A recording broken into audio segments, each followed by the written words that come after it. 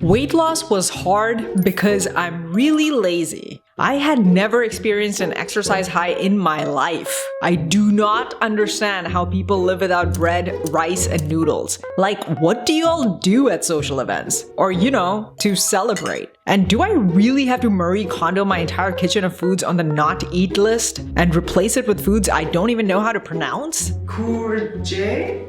Actually, this does not spark joy. My deepest apologies, Marie Kondo. And despite this dark truth about myself, I keep jumping on a plan that penalizes entire food groups or demands I go from couch potato to gym rat. Why did I keep doing this? I'll be honest, I didn't know what habits could spark joy and still cause weight loss. With so much conflicting information out there, simple black and white rules of eat this, don't eat that, and balls to the wall exercise took all the guesswork out and made me feel certain that if I did them, I would lose weight. There was also a secret part of me that felt weight loss was something to get over with. Like I'm dragging at the back of a race, and if I just do something intense for a short period to catch up with everyone, then I can slow down and make it sustainable. Problem is, weight loss is more like a marathon than a sprint. Marathon runners need stronger hearts and greater lung capacity than sprinters, meaning the sustainable kind of weight loss requires a whole different training regimen than the fast, unsustainable kind. Case in point, look at your lean friends. They aren't doing anything intense. So yeah, I caught up to my lean friends only to fall behind and regain my weight. You must have heard the saying, work smarter, not harder. As in, laziness is an advantage. This is exactly the advice that slapped me in the face after a medical scare. I had no choice but to lose weight smarter, not harder. I'll save you the years of reading research studies, textbooks, and trial and errors to distill into 3 simple concepts exactly what less is more for weight loss. Each concept maps to a level of this pyramid.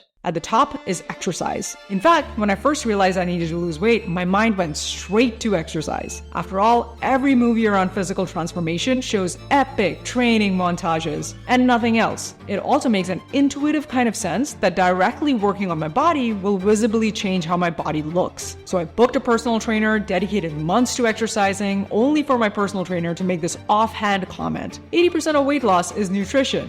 What? Turns out, physical movement contributes just 20% to our metabolic rate. So only exercising is like driving at 20 miles per hour to goal when I could be going 80 miles per hour. But then I thought, why not 100 miles per hour? So I continued exercising and started working on my nutrition too. But then weird things started happening. I was hungry so often after my workouts that I'd overeat, then feel so guilty for falling off plan that next day I'd halve my meal portions and try to do an extra workout to compensate. But then this would make me even hungrier. After a few weeks of this reward-punishment ping pong, I was worn out. If I overate, I started thinking, well, I ruined the day. Might as well skip the workout. Or if I skipped my workout, I'd think, I'll start again tomorrow, then proceed to demolish an entire pizza. This start-stop approach unsurprisingly caused poor weight loss, but I felt like I was doing a lot. Exhausted, I'd then drop off weight loss for months. So is the less is more wisdom to do either exercise or nutrition, not both at once? Not exactly. That 20% exercise splits into 2 parts. The part I was focused on was structured exercise, which contributes just 5%. The remaining 15% is non-structured exercise like any walking, shaking our legs, fidgeting, and so on. Because think about it, even if you went to the gym for 1 hour or even 2 hours, it doesn't compensate for 14 hours of sitting. Adding a little more movement every day compounds to a big metabolic boost. The easiest way to add more movement to your day is to use a step app on your phone or your smartwatch. We'll set an upper having a perfect day goal for high motivation days and a lower sufficient goal for the low motivation days. To start, look at what's your average step count for the past 7 days. If it's below 6,000 steps a day, your sufficient goal is this count. The upper goal is 1,000 steps more per day than the count. When you meet the upper goal for 3 weeks straight, your lower goal becomes the upper goal if it's still less than 6,000 steps. Otherwise, it's 6,000 steps. While your upper goal keeps moving up by 1,000 every time you nail it for 3 weeks straight until you're at 12,000 steps per day. Ultimately, you want to stick between 6,000 and 12,000 steps per day consistently. Beyond contributing 15% to my metabolic rate, there were 4 unexpected benefits. First, because this is not intense, my hunger levels didn't spike. So sticking to my nutrition plan was way easier, which means the 80 miles per hour were more locked in. Second, any weight loss nutrition plan causes our bodies to move less. We fidget less, we bounce our legs less, all subconscious movements reduce, which means unstructured exercise starts contributing less and less to our metabolic rate. Having a step target helps combat this reality. Third, when I'm walking, I'm not mindlessly snacking.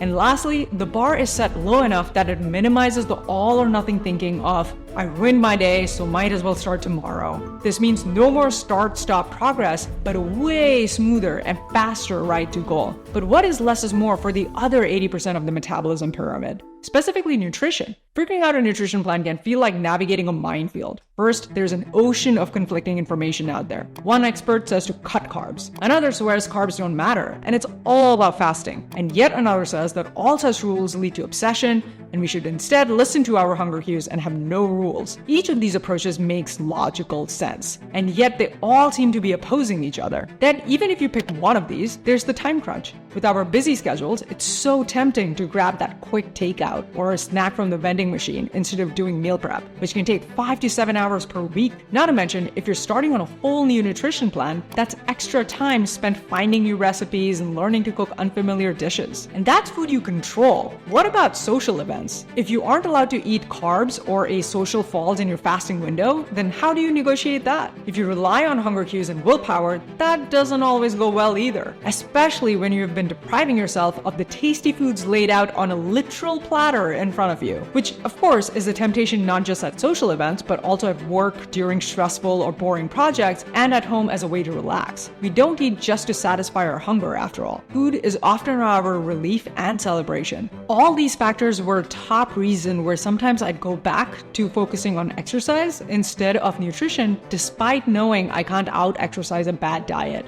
It was like I couldn't beat the level 3 boss, so I kept defeating the level 2 boss over and over again, despite knowing that won't get me any closer to my goal. The less is more for nutrition takes advantage of the domino effect. It's when you tip a small domino, triggering a chain reaction leading to massive results. Specifically, you're allowed to eat anything, but first you must do 3 things. 1. Drink 1 glass of water before you eat. Early stages of dehydration manifest as hunger, not thirst. So by drinking a glass of water up front, in case it was thirst, you're avoiding unnecessary eating altogether. 2. If you still want to eat, have 1 palm-sized amount of lean protein first. Digesting protein causes the highest metabolic rate of any macro. And protein also causes the highest satiety among all the macros, meaning you're unlikely to want to eat a lot after having it, and you're burning more while eating it. And then if you still want to eat, 3. Eat in a half a cup sized bowl at a time. This gives your brain time to catch up with your stomach. Not to mention, the inconvenience of having to get up to get more may have you reconsidering if you want more.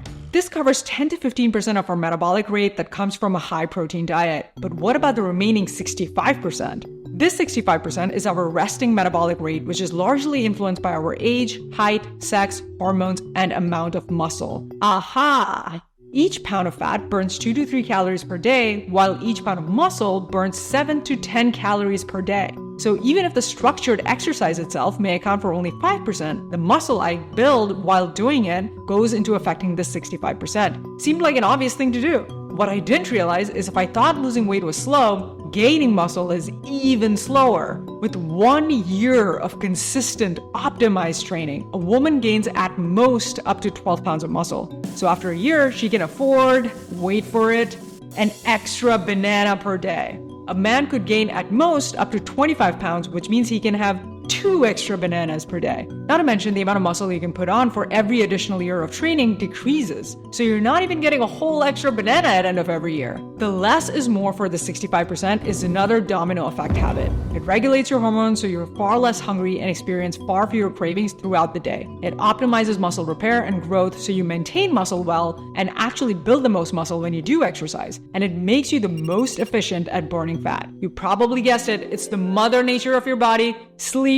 After trying 33 different sleep hacks and all sorts of combinations and permutations, I can tell you that there are just 3 simple less is more principles to nailing sleep and 65% of the metabolism pyramid. 1. Your body does not understand the concept of a weekend. All it wants from you is to be predictable. So give that to your mother nature. All 7 days of the week, wake up at the same time. Typically, this will be your weekday wake up time, so you may be groggy if you tend to go to sleep late on weekend nights. But if you keep sticking to waking up at that time, you will also start feeling sleepy sooner earlier in the day. And after 1 to 2 weeks, you'll be surprised how smoothly you fall asleep and wake up. 2, to shorten this window of groggy adjustment, the first thing to do is to immediately after waking up, get some sunlight into your eyes. And lastly, don't bring mental stimulation into your bedroom. Leave your phone outside. Feel free to read fiction on your Kindle. But when do you slot these in your day so they happen consistently? You can do it in 2 ways. 1, if you want my help shortcutting through all the trial and error to building your habit system for fast, sustainable weight loss, then check out the free sneak peek into my Badass Body Boss program in the description and comments below. Or if you want to DIY it, then you don't want to ignore this video where I show how I use habit stacking to make these habits automatic. This will save you months of trial and error, so you don't want to miss the complete step-by-step breakdown here. And always remember,